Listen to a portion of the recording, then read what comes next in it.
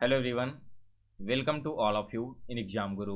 दोस्तों, इस वीडियो में हम लोग एयरफोर्स वाई ग्रुप एग्जाम 2023 के लिए रेशियो एंड प्रोपोर्शन का तीसरा लेक्चर देखने वाले हैं। इससे पहले मैंने इस चैप्टर के रिगार्डिंग 2 लेक्चर ऑलरेडी अपलोड कर दिया है, तो अगर आपने अभी तक उन दोनों लेक्चर्स को नहीं देखा तो चैनल के प्लेलिस्ट में जाकर आप उसे देख लेना। दोस्तों, अगर आप आज के इन सारे क्वेश्चंस का PDF फाइल डाउनलोड करना चाहते हैं तो PDF फाइल आपको मेरे चैनल examguru.job.in पर मिल जाएगा। वहां से जाकर आप सभी लोग डाउनलोड कर लेना। उस वेबसाइट का लिंक मैंने इसी वीडियो के डिस्क्रिप्शन बॉक्स में डाल दिया है।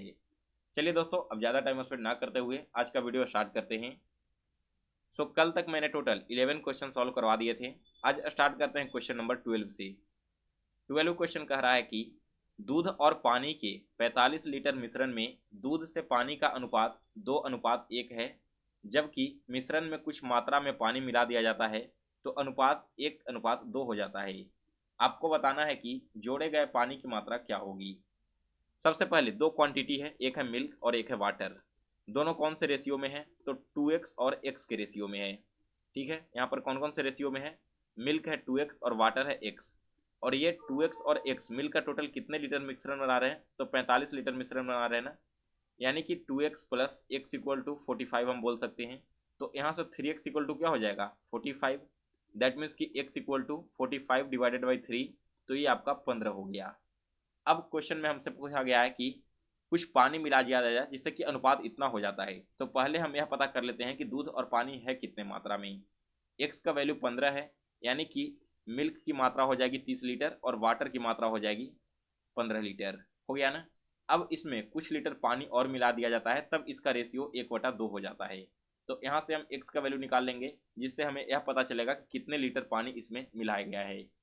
क्रॉस मल्टीपल करो तो 3 × 2 60 इक्वल टू 15 × 1 15 प्लस x। तो यहाँ से x की वैल्यू क्या हो जाएगा? 60 - 15, दैट मीन्स की 45 लीटर। डी ऑप्शन इस क्वेश्चन का एग्जैक्ट राइट आंसर है। दोस्तों, बाद में इसमें 45 लीटर और पानी मिलाया गया, जिसके बाद से जो अनुपात है वो 1:2 हो गया था। तो क्वेश्चन नंबर 12 सभी को समझ में आ गया है। चलिए अब आगे बढ़ते हैं अगले क्वेश्चन की ओर। नेक्स्ट क्वेश्चन है क्वेश्चन नंबर 13। दो संख्याएं 3:5 में है तथा उनका लघुत्तम समापवर्त्य 225 है, तो इनमें से सबसे छोटी संख्या कौन सी होगी? 2 नंबर्स है, 2 numbers are in the ratio 3:5 and their least common factor is 225, then find the smallest number. So guys, first of all let me know you that the LCM is what? It is the product of two number.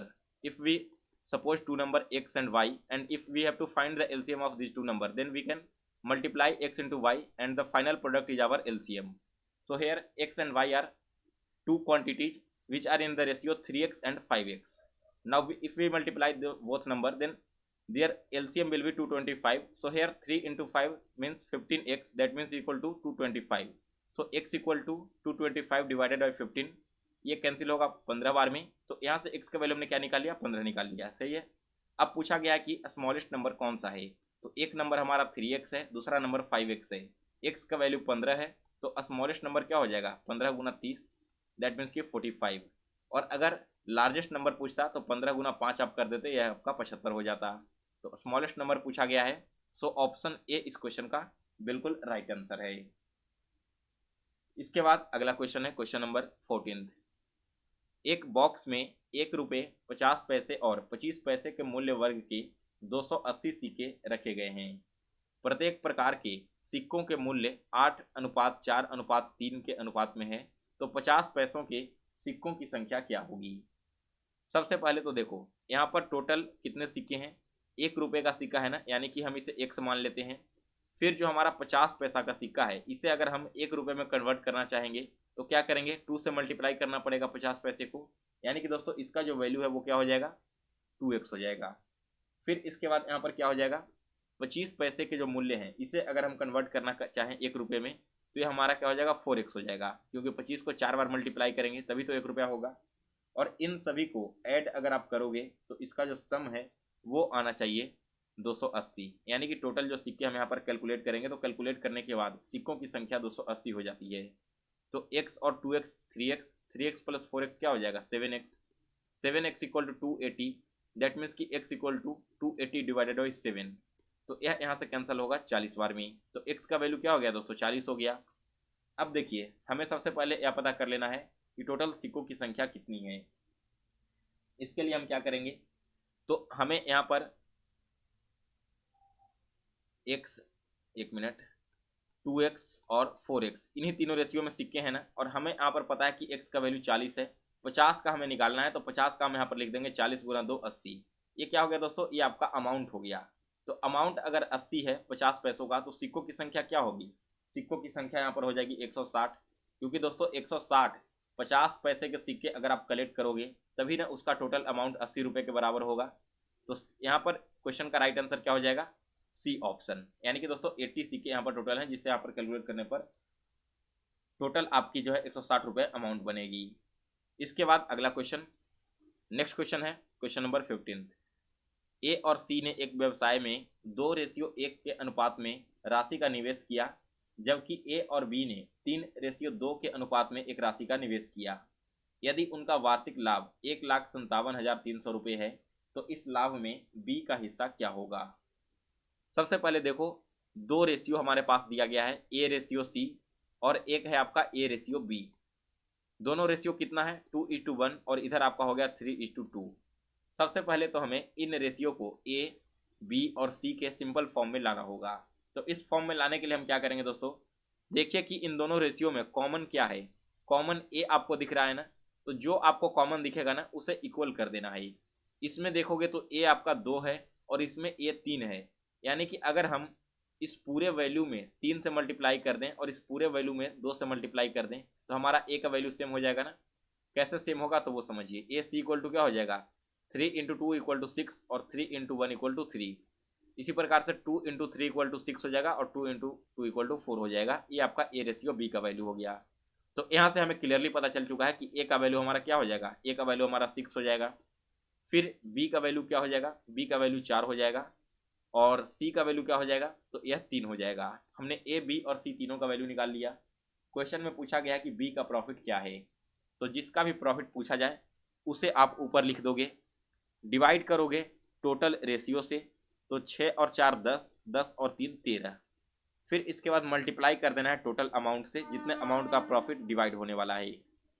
अब cancel करोगे इसे यहाँ पर, तो 13 से सबसे पहले एक बार में कटेगा, फिर 2 बार में कटेगा, एक बार में कटेगा और डबल शून्य बार में कटेगा। इसे 4 से मल्टीप्लाई करोगे तो आपको मिलेगा 4,84,000। यानी कि दोस्तों ऑप्शन नंबर डी इस क्वेश्चन का राइट आंसर है। फिर इसके बाद अगला क्वेश्चन है क्वेश्चन नंबर 16। यदि दो संख्याओं के योग्य का वर्ग उनके गुणनफल का 4 गुना है तो इन संख्याओं का अनुपात बताइए। बहुत ही शानदार क्वेश्चन है दोस्तों। आप सभी लोग एक बार खुद से इस क्वेश्चन को सॉल्व करने की कोशिश करो। अगर आपसे नहीं सॉल्व होता है तो फिर आप वापस से सॉल्यूशन देखना। देखिए क्वेश्चन में क्या कहा गया है कि if the square of the sum of the two numbers is 4 times their product then the ratio of this numbers is. मान लो कि हमारे पास दो नंबर हैं, एक है x और दूसरा है y। क्वेश्चन में कहा गया है कि इन दोनों ही नंबर का सम यानी कि x और y का सम अगर हम निकालें और इस सम का स्क्वायर कर दें तो यह किसके बराबर होगा, यह बराबर होगा 4 गुना इन दोनों नंबर्स के प्रोडक्ट के, यानी कि 4 × x × y के। पूरा लैंग्वेज हमने लिख दिया।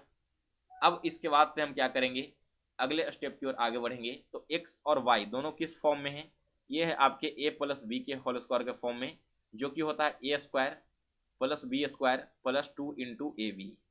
तो हम यहाँ पर लिख सकते हैं x² + y² + 2 × x × y। That means कि इक्वल टू क्या हो जाएगा, 4 × x × y। यहाँ से दोस्तों अगर हम निकालें तो x² + y² + 2xy हो जाएगा और इक्वल के लेफ्ट साइड में अगर 4 आएगा तो -4xy हो जाएगा इक्वल टू 0। तो यहाँ से आ जाएगा x² + y² - 2xy that means equal to 0। अब देखिए नीचे में x² + y² - 2xy ये किसके बराबर है, ये बराबर है दोस्तों x - y के होल स्क्वायर के फॉर्मूले की। तो यहाँ पर हम क्या करेंगे, इसकी जगह लिख सकते हैं क्या, इसकी जगह हम लिख सकते हैं a - b, सॉरी यहाँ पर x और y है ना, तो x - y लिख सकते हैं का होल स्क्वायर इक्वल टू 0 कर देंगे। तो यहाँ से दोस्तों x - y इक्वल टू क्या हो जाएगा, 0 हो जाएगा और x इक्वल टू y हो जाएगा। यहाँ तक किसी को दिक्कत नहीं हो रहा है? अगर आपको प्रॉब्लम हो रहा है तो एक बार कमेंट करके बताओ जल्दी से। x इक्वल टू वाई हो गया ना। अब दोनों क्वांटिटी इक्वल है, यानी कि दोनों का रेशियो क्या होगा, 1:1 ही होगा ना, तभी तो दो क्वांटिटी इक्वल हो सकता है आपस में। तो यहाँ पर x का और y का रेशियो क्या हो जाएगा, 1:1। ऑप्शन नंबर सी इस क्वेश्चन का राइट आंसर है। इसके बाद अगला क्वेश्चन है 17 नंबर। 3 कक्षाओं में छात्रों का अनुपात 2:3:4 है। यदि प्रत्येक कक्षा में 40 छात्रों को जोड़ा जाता है तो नया रेशियो 4:5:6 हो जाता है। तो तीनों कक्षाओं में छात्रों की कुल संख्या ज्ञात कीजिए। सबसे पहले मान लो छात्रों की संख्या जो है वो 2x के फॉर्म में है, 3x के फॉर्म में है और 4x के फॉर्म में है। अगर हम इन तीनों को कैलकुलेट करें तो कैलकुलेट करने के बाद हमें क्या मिलेगा, 9x मिलेगा। और क्वेश्चन में यह कहा गया है कि ये जो टोटल 9x छात्र हैं इसमें 40-40 छात्र और जोड़े जाते हैं, यानी कि 40 छात्र एक कक्षा में, 40 छात्र दूसरी कक्षा में और 40 छात्र तीसरी कक्षा में। तो टोटल कितने स्टूडेंट जोड़े गए, 120 स्टूडेंट जोड़े गए ना।